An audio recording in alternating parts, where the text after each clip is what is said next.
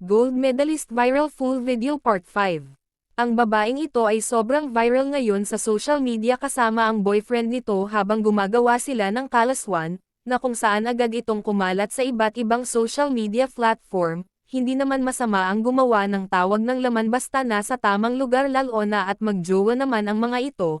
Ang hindi lang maganda ay bakit kailangan nila itong i-upload sa social media habang gumagawa ng kalaswan. Gayong maraming mga taong siguradong puputaktihin sila ng panghuhusga, na malamang siya ng dahilan na sila ay mahihiya na silang lumabas sa kanilang tahanan, para ba sila ay sumikat kaya, nila nagawa ang naturang gawain na mali.